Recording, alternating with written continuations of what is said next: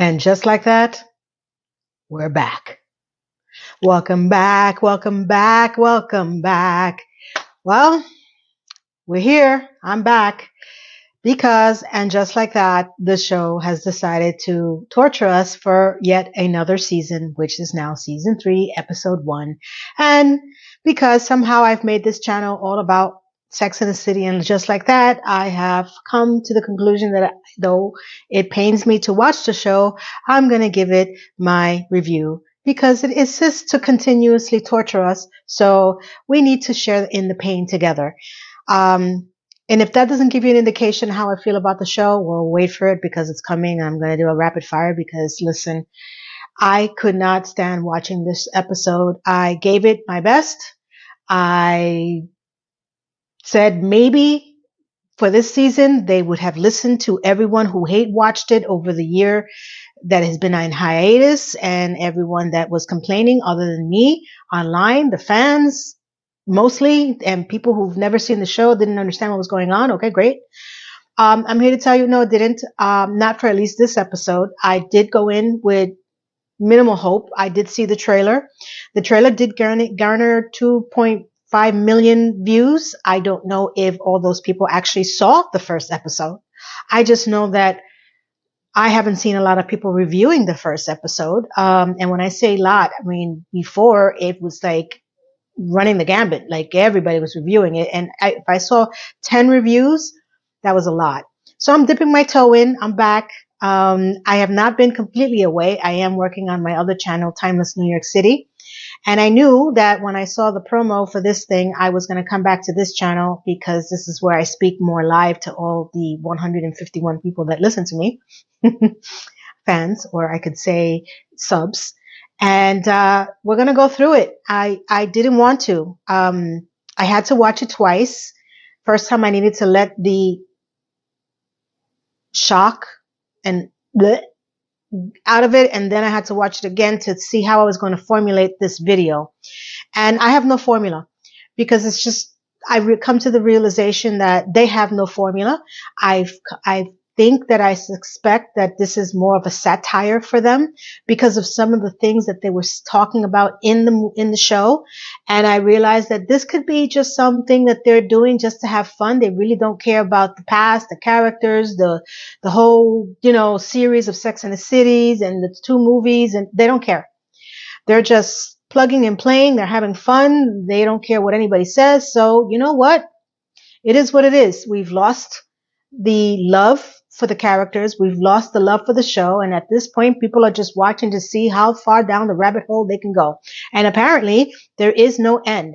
The pit is endless. So let's get into this nonsensical show that insists on becoming what I can say one of the worst reprisals of a show ever. And it's up there with a few other shows that ironically, a few of them are on HBO and the others are scattered around other streaming services.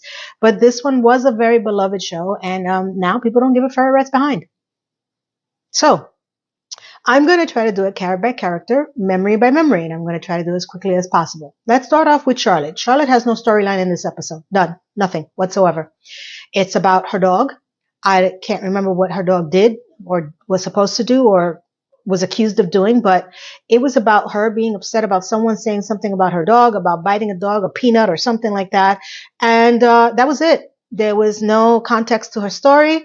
There was just her trying to find a babysitter for the dog because apparently now the dog has, I want to say, an Instagram. And this person that's accusing the dog of biting her dog apparently has made a lot of comments on Instagram, and I could be wrong. I just only watched it twice, and the second time I think I did a load of laundry, so I can't remember. And that was it. Nothing else. Not about her job, her life, nothing. Her whole world revolves around the dog, who is unable to stay at home while she's at work and needs a dog walker and a place to stay.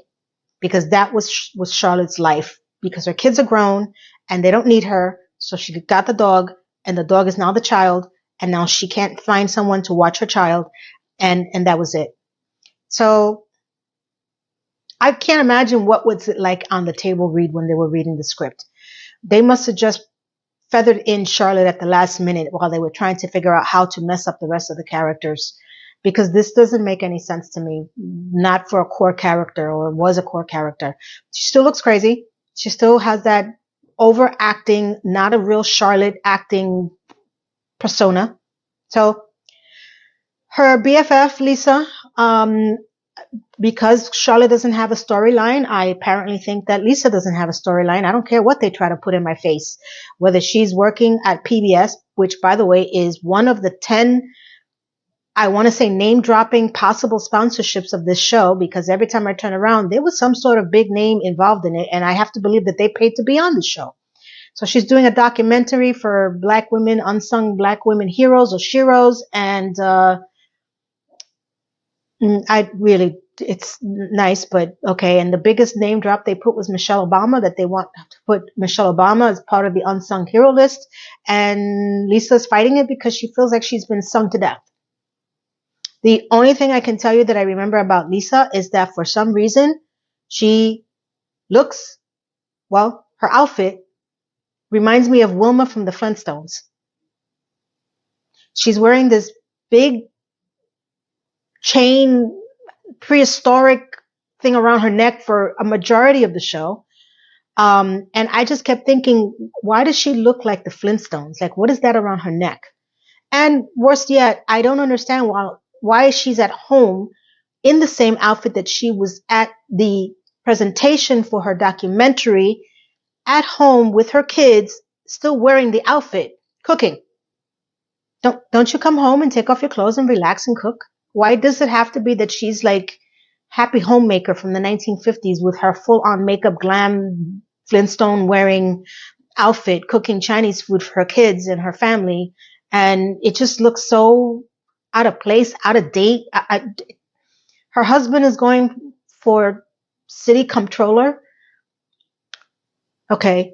Singing comptroller, because he sings in this episode, apparently. I know that he was one of the actors in Hamilton, so I guess they tied that up in a nice little bow that he can sing. Okay. I don't know what he's doing as far as campaigning, election, nothing. Pretty much that whole position is just, he's playing it as if it was nothing because not many people pay attention to it. So that's their storyline for this episode. Wilma and Fred are just there to be there as just whatever they are supposed to be doing. I don't know. Next, Seema, Samantha 2.0. Well, Seema is still dating her movie director. And again, I don't know how much time is supposed to have elapsed from the time that we saw the last episode to now. I know it's supposed to be in the summer. I can't remember if they had been filming the last episode in the winter. I don't remember. So this could be a few months later or a few years. I don't think it's a few years because they're still settling some things with Aiden and Carrie and all the other minutia that's happening there. So Seema's boyfriend is in Egypt and she tries to have Zoom sex with him. He doesn't get on the Zoom. The assistant does. She gets upset. And then she decides to smoke a cigarette in bed because that's what people still do nowadays. I think it's very dumb. And the only thing we see next is that the fire department comes and they tell us that her bed burned, not the house, not the apartment, not the rug, not the walls, nothing. And her hair was drenched, but I didn't realize it was also singed, which begs the question, how the hell did you get out of bed with singed hair and not a single burn on your body? Like they didn't even explain anything. They just smoking in bed, fire department, fireman telling Seema, can't believe you're still smoking in bed. Seema's crying about her hair, and that's it. I don't know anything else other than the bed. Great. She tells her boyfriend, and I'm going to call him Hanky, because he's wearing a handkerchief on his neck throughout this entire one episode that he's in, and I can't remember his name.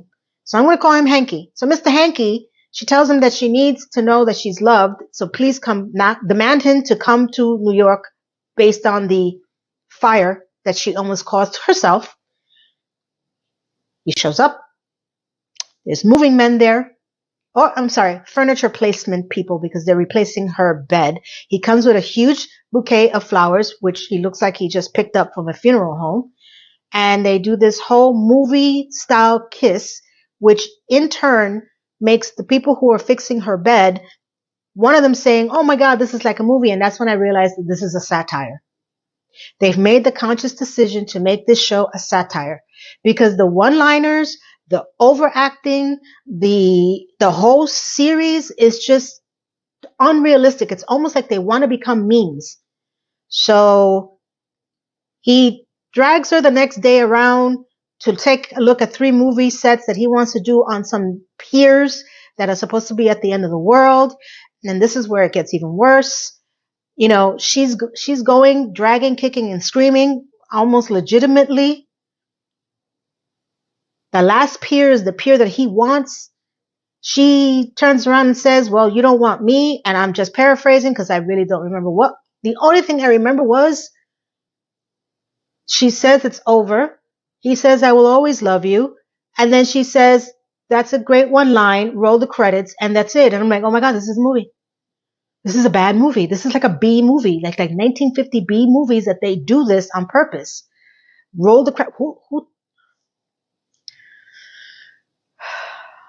Trying to go fast because I got to get this out of my system. So Seema's single again because she can't deal with Mr. Hanky. And Mr. Hanky, I don't know what the hell he was doing in this episode at all, other than really bad acting. So they're broken up. Okay, let's go to Miranda.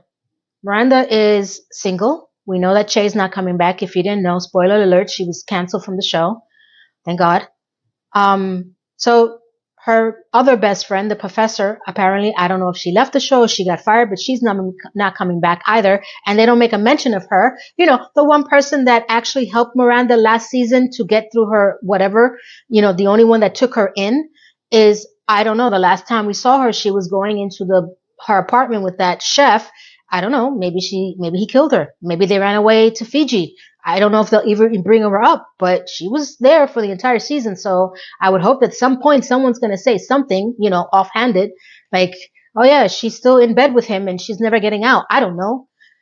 So she is now going back to bars. This time they're women bars, which that's, I believe, the word that they use instead of lesbian bars.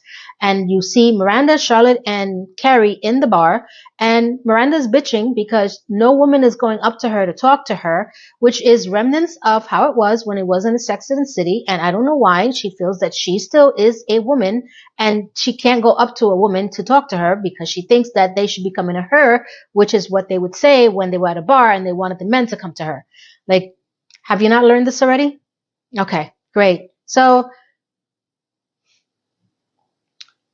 as the girls leave her there because she wants to go and talk to someone that's kind of sort of flirting with her in her mind from across the bar, she goes up to this woman who's much younger than she is, only to find out that she used to be Brady's babysitter. Apparently, the woman must have changed so much that she didn't recognize her as being her babysitter. And she has diarrhea of the mouth, and she goes on to tell her that she got a divorce from Steve. Steve and Brady are living somewhere else in another apartment, which I guess that explains that, and that she's living in an Airbnb because apparently she doesn't have enough money to buy her own place. Okay, we'll go with that. And that she's on AA and she's drinking mocktails. And this woman just said, "Hey, how's the house?" and all that. And then she just walks away. And I'm just like, wow, you said more in 3 minutes than I would have cared to hear in any bar, anytime, anywhere. But sure. Then she has this rendezvous with another person at the bar who happens to be Rosie O'Donnell, the actress, who's playing this role to pick her up at the bar. They say 3 things to each other, and Rosie says, the actress, "I have a hotel room," and true to form of what it was like at Sex and the City, Miranda says, "Yeah, let's go." Doesn't vet her, doesn't do anything. She just looks up or down.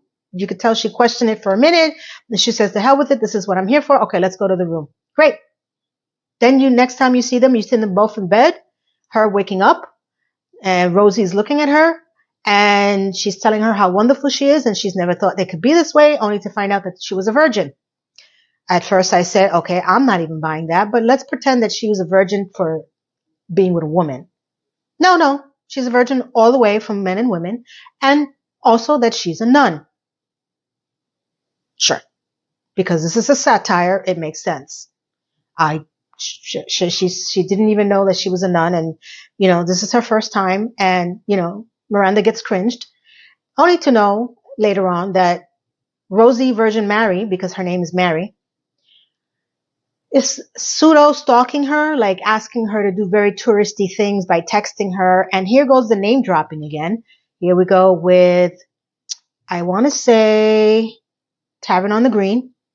She invites her to Tavern on the Green, and that's to be, you know, okay. I don't know if Tavern on the Green is still open, to be honest with you. I know something happened there. I can't remember because I don't care.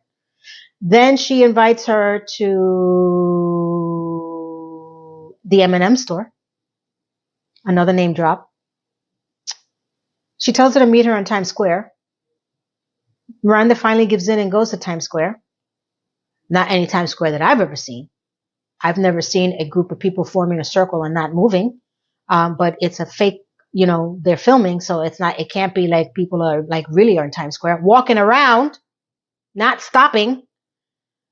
Apparently, Virgin Rosie Nun O'Donnell went to the show Wicked, another name drop, because she has the big old sign on her shirt. And Miranda tries to tell her that she doesn't want her to make any mistakes because she sort of feels something for her. And the Virgin Nun says, "What do you mean?" And she's like, "Don't leave whatever you're doing." And she goes, "I'm never going to leave God. I'm married to him and I just wanted to have sex." I'm paraphrasing, but I think the last part is the last part I interjected, but that's pretty much how it happened. So she doesn't plan to leave the nunnery. She just wanted to go out and have some fun. Well, good for you. That's Miranda. Carrie.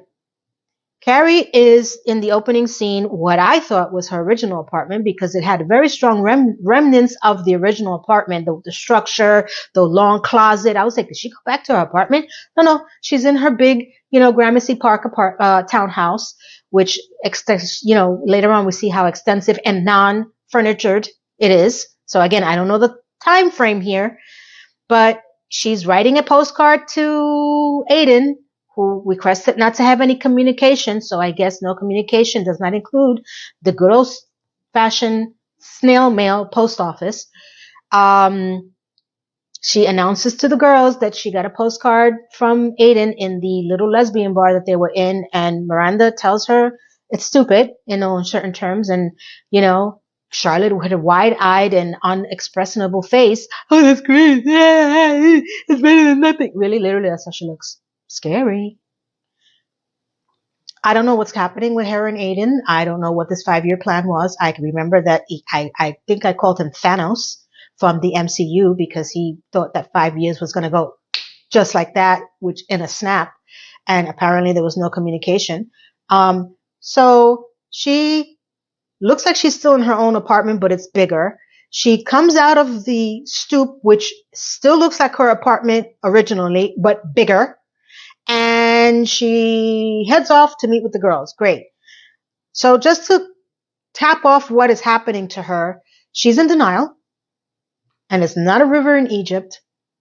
She thinks that this is somehow going to work out with her and Aiden because she loves him. She loves him. Okay.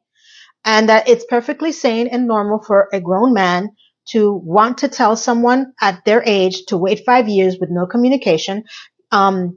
I don't, if you've ever had this happen to you and you stuck it out, please tell me because I don't believe I've ever heard of this. This could be one of these made up fantasies that Michael Patrick King and Sarah Jessica wants to happen in their own lives.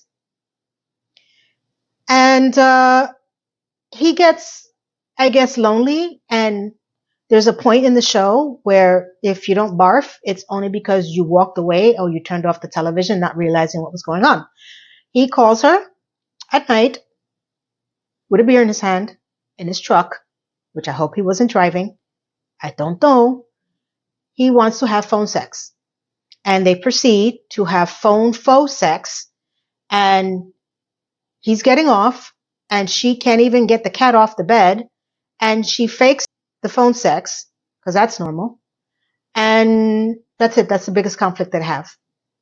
Other than the fact that this whole thing about not communicating with each other and then having phone sex, I guess ties up the loose ends that they're going to be communicating with each other, because I don't understand what his original plan was. So this whole thing that she feels guilty about having fake phone sex goes into another conversation that she has with the girls at a restaurant for the city comptroller candidate, Lisa's husband. And she feels guilty that she faked it. Okay. You don't feel guilty that your relationship is just your imagination and this whole thing is bullcrap, but sure, let's go with that. So she feels so guilty that she goes back home and she tries to have it again with him by calling him. And I guess they're calling each other now. And he proceeds to tell her that he can't do anything because his grown-ass kid, who, by the way, we still don't know what's happening with him, but he's a grown-ass kid. We're not talking about a 7-year-old, a 5-year-old, a 4-year-old. He's a grown-ass person in the bed with him having an episode of what? I don't know, because they don't really tell you anything about what's going on other than he needs to give up his life, not the mom, not her life, not together as parents, trying to resolve whatever the hell's going on with this kid that we don't know what's going on other than he's affected their relationship for a 5-year plan. So she can't have the now real faux sex. She gets embarrassed. And then she ends up in front of the computer while she tries to go back to sleep, I want to say, saying, what did I get myself into? And that's the end of it. Now, bonus clip. There is a point where Carrie has to go through her mega mansion in Gramercy Park that looks like a larger version of her original apartment that's not furnished yet. And she has an alarm that now she needs to maintain that's giving her a false reading to her kitchen door. And as she's running around the house in socks on wood floors or flooring, not carpet, who anybody really knows, you should never do that. She ends up slipping and falling. And one of the words that she says is, when she calls Miranda, help, I've fallen and I can't get up. I don't know why they use that tagline. It's a very old tagline. It's something from like a monitoring system where they had the old woman falling down the stairs. She calls it and they call the ambulance. And that's her biggest fear, that she ever was going to get to use that point. And she did, because they constantly remind us that they're in their late 50s and that either they're going through an extreme relationship or they're going through an extreme aging. It's either or. The pendulum swings anytime, anywhere in the show. That's it. Another bonus clip is that for some reason, Carrie believes that her fashion sense has translated from where she was in the Sex and the City to where she is now, where obviously she thinks that the kitchen towels, which makes sense because she doesn't use the kitchen, nor has she ever used a kitchen for what a kitchen is for, and she's notably said this a lot, she mistaken the kitchen towels for a hat, and she wears it on her head and walks around in public with steamer wearing this faux hat made out of a kitchen. And I'm saying that's what it looks like because that's what it looked like. Whether it was or not, it was one of the most outrageous hats, which was not fashionable.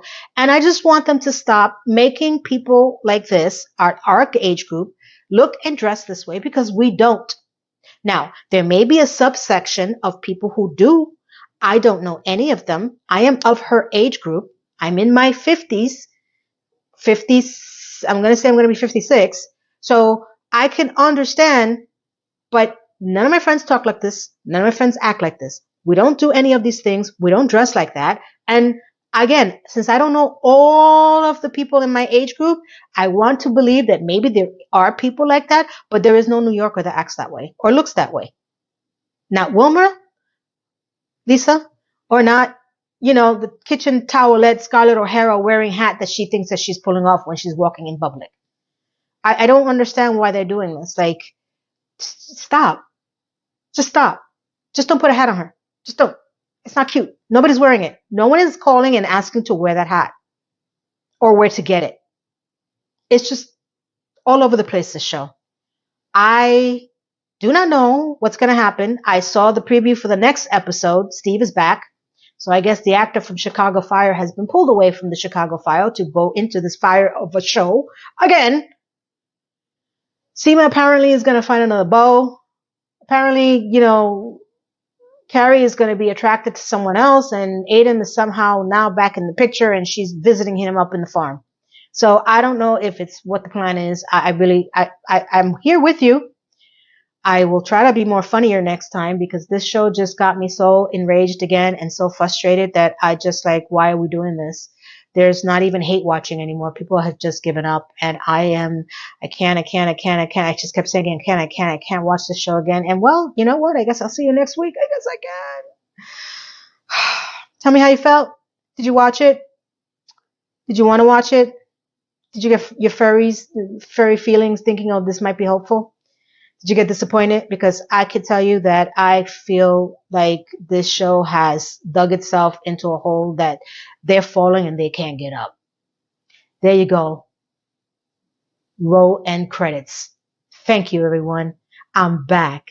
Have a wonderful and blessed day. Bye. Mwah.